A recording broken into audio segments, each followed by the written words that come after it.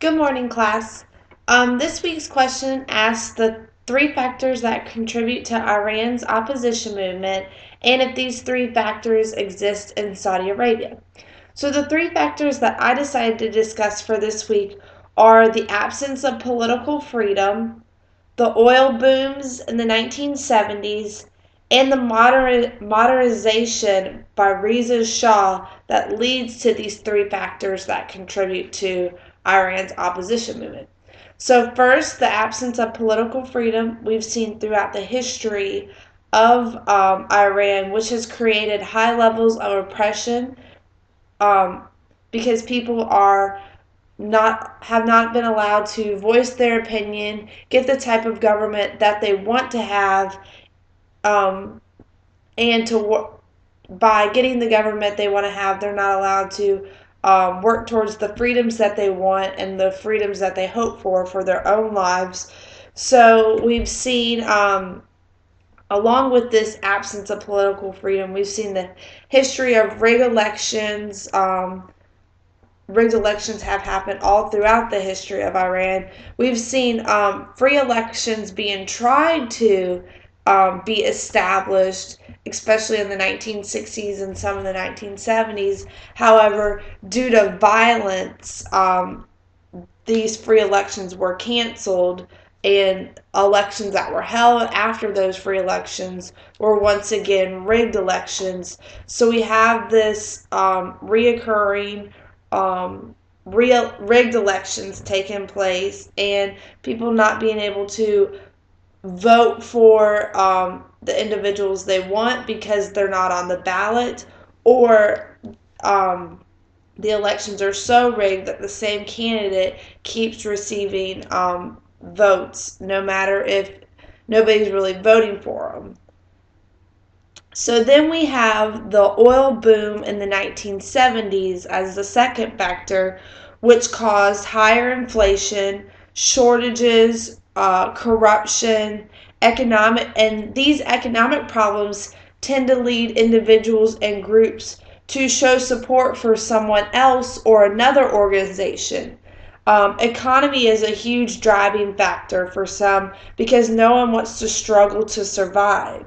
And if another group, even if it is a radical group, is able to promise a better economy for the individuals in Iran, then support can transition to that group.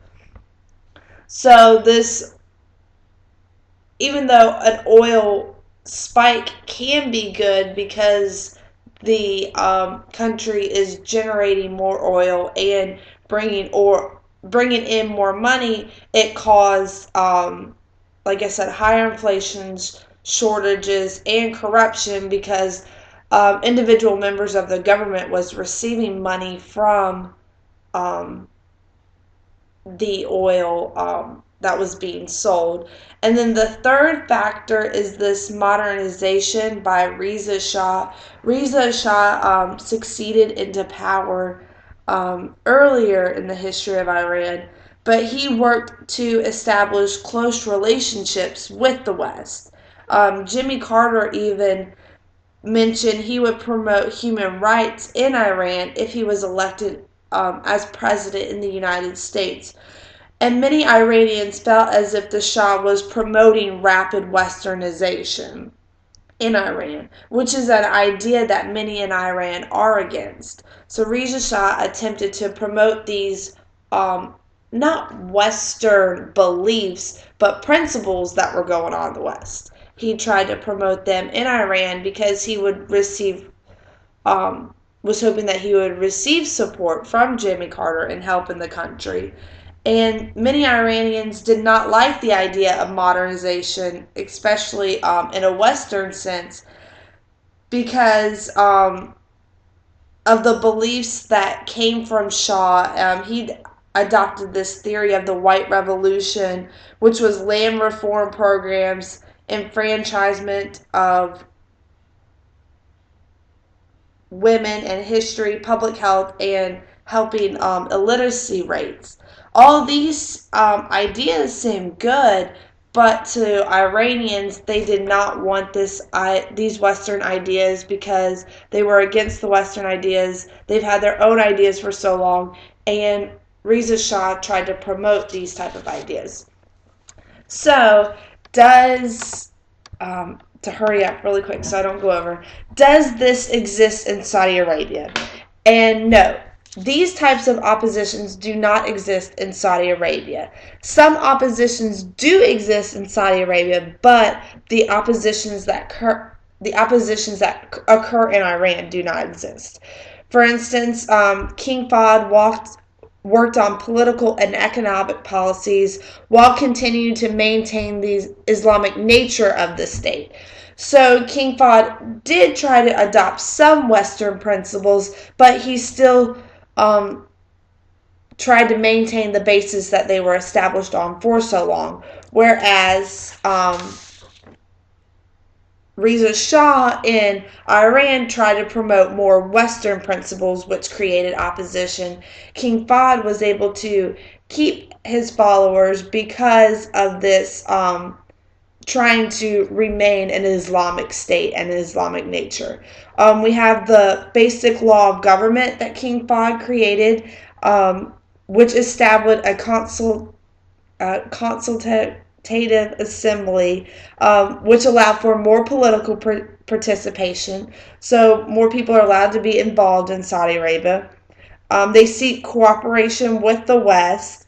There's a flourishing economy with oil. They became the dominant member within the Organization of the Petroleum, within the Organization of Petroleum Exporting Countries. So they even turned to the West to establish a modern banking system, a central bank, and local paper money. And the current political issues exist between the Sunnis and the Shiites within Saudi Arabia. It does not really affect the whole political scene severely because the issue is between two groups within the country, not really within the group and one group and the government.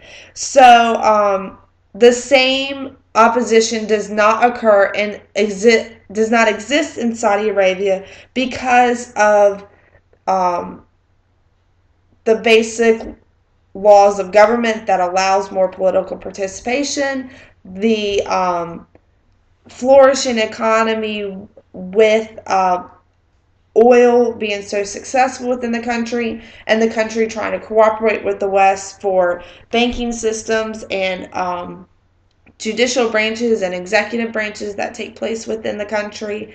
And then this idea of political issues within two groups within the country, not really one, like I said, one group in government.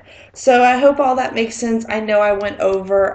It was a lengthy question, so I look forward to your responses.